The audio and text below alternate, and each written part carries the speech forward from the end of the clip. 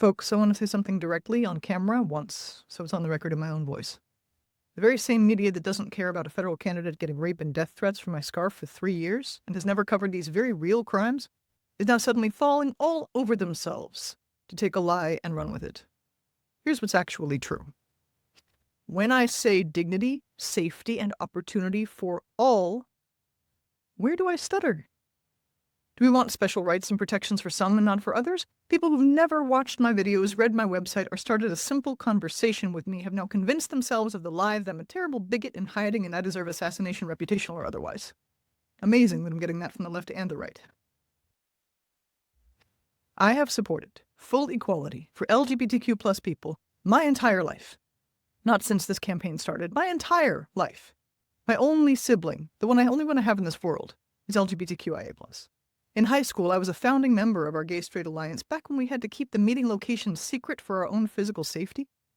My closest friend for almost 20 years is a disabled lesbian woman raising her autistic son in a loving, committed family with her partner against immense stigma and burden. This issue is not a talking point for me, it is the fabric of my life. Politically, my platform has said the same thing since the very beginning. Dignity, safety, and opportunity for all.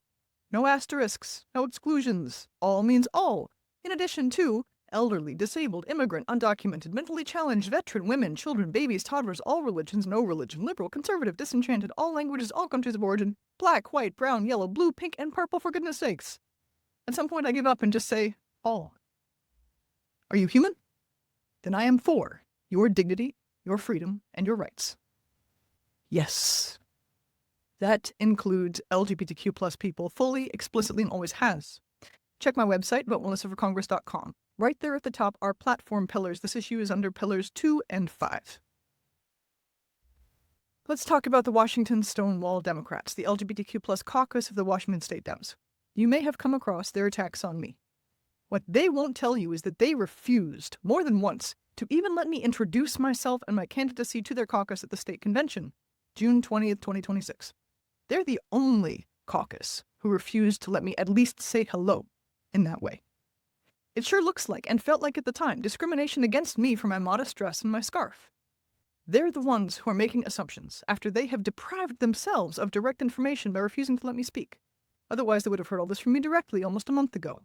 They haven't reached out to me. I've reached out to them. Still nothing.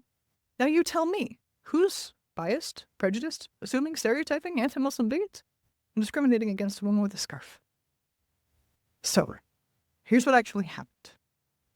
At the stranger's inquisition of an endorsement interview in mid-June, I was on the receiving end of sustained aggressive pressure from my opponent, who blatantly hates the Democratic Party, who lied about me and my family repeatedly, who sought to use my family's trauma from my husband's illegal detention for her own political gain, who even the stranger itself called a born hater. The interview panel shamelessly followed her lead. To stop the harassment, intimidation, and nonstop personal attacks, I caved to her framing just to get to the next serious policy question that affects us all. I regret it. I've said so publicly. I've corrected it publicly more than once. That's a fact about one bad moment and an inquisition of an interrogation under real pressure in a hostile interview I should have walked out of. It is not a fact about my religion or my political platform or me. And I want to say this clearly because it matters far beyond me. My spirituality and LGBTQ plus rights are not in conflict.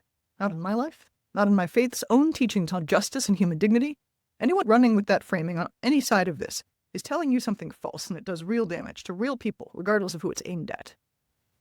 While this story has been circulating, here's what hasn't been covered. I've been receiving death threats for wearing this headscarf, real ones, reported to law enforcement and the FBI, pursued as felonies. But none of these media outlets, who are bought and paid for by special interests, the stranger included, and you should look into that, has changed in the last couple years. None of them have covered that. Interesting, isn't it? I'm not here to relitigate this forever, even though the media craves it for their business model. I'm interested in telling you the truth once, clearly, and moving forward. I'm a sincere, wholehearted, lifelong ally of the LGBTQ plus community. And when we run these hair-splitting attacks over who yells the loudest on a real but minority issue, we are doing the bigots and the billionaires divide and conquer work for them, and they're laughing all the way to the goddamn bank while getting their boots ever more firmly on all of our necks.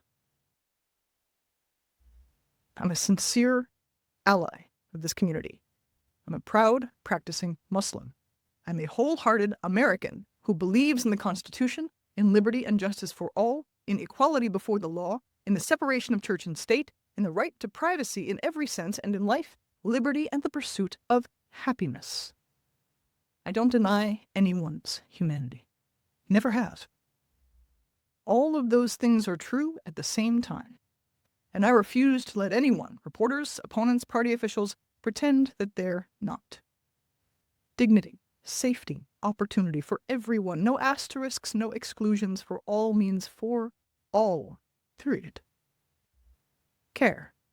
Courage. Constitution. Vote Melissa for Congress.